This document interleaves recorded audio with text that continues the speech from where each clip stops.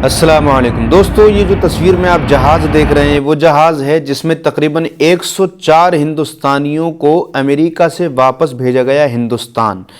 और ख़बरों के मुताबिक, अगर ख़बरों की माने तो इन सब के पैर बंधे हुए थे। कितनी शर्म की बात है दोस्तों।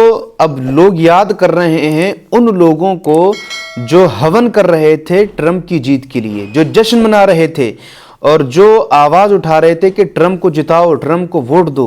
लोग उनको याद कर रहे हैं। अब किस तरह से याद कर रहे होंगे ये आप अच्छी तरह जानते हैं। पहले आप ये वीडियो देख लीजिए।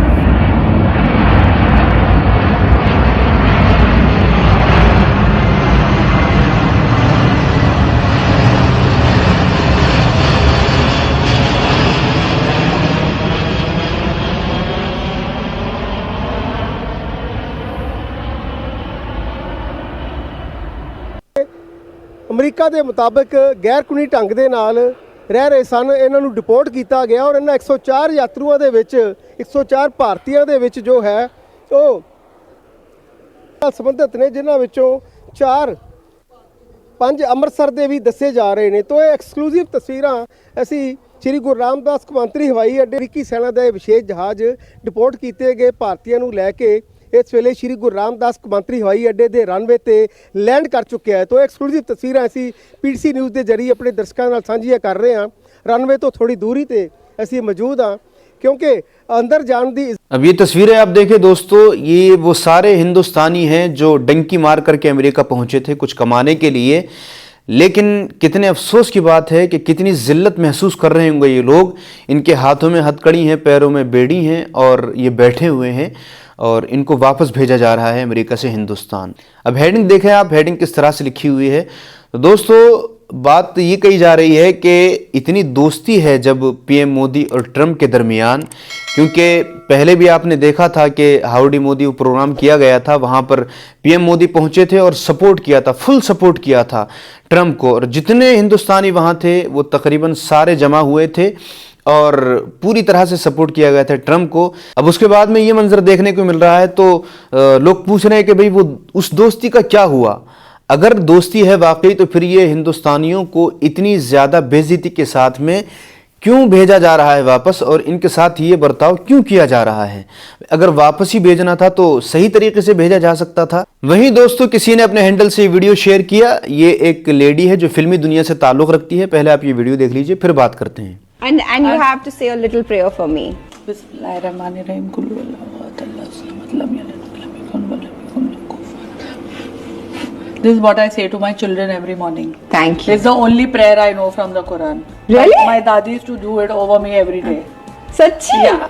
तो दोस्तों आपने देख लिया कि ये किस तरह से सूरह इखलास, जिसको कुल हुवल्लाह वाली सूरत कहते हैं, उसका नाम सूरह इखलास है, सूरह इखलास पढ़ करके किस तरह से दम किया है। तो अब ये वीडियो शेयर करके ताज्जुब किया जा रहा है कि इन लोगों को भी सूरतें याद होती हैं, क्योंकि ये ऐसे लोग हैं कि भाई इनका ताल्लुक़ तो फिल्मों से है, फिल्मी दुनिया से है। पूरी तरह से ये लोग दुनिया में इन्वॉल्व हो चुके हैं, दुनिया में लग चुके हैं और ये फिल्में बनाते हैं और दिखाते हैं। लेकिन उसके बावजूद इनको कुरान शरीफ की सूरत भी याद है और साथ में ये भी कह रही है कि मैं रोज़ाना अपने बच्चों को यही पढ़ करके दम करती हूँ। हालांकि तलफ़्फ़ुज़ ठीक नहीं है, बहुत गलत तलफ़्फ़ुज़ है।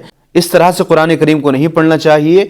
बहुत सी मरतबा ऐसा हो जाता है कि माना बदल जाता है और इंसान बजाय सवाब कमाने के गुनाह कमा लेता है। तो इस चीज़ में बहुत ज़्यादा ख्याल रखना चाहिए कि हम दुनिया भर की तमाम चीज़ें सीख लेते हैं लेकिन कुरान शरीफ हम नहीं सीखते हैं। तो कुरान शरीफ तो हमें सबसे पहले सीखना चाहिए, क्योंकि नमाज में हमें वही पढ़ना है और उसके अलावा भी हम तिलावत करते हैं। तो कहीं ऐसा ना हो कि सवाब के बजाय हमें गुनाह मिल रहा हो। लेकिन मैं ये कहना चाहूँगा कि जो लोग इनकी बनाई हुई फिल्में देखते हैं तो उनमें से बहुत से ऐसे लोग होते हैं जिनको ये वाली सूरत भी याद नहीं होती है जो इसको याद है। तो अब आप देख लो अपना कि ये तो क्या है कि कुरान शरीफ की सूरत भी याद करके बैठे हुए हैं, बाकी फिल्में बना बना के आपको दिखा रहे हैं।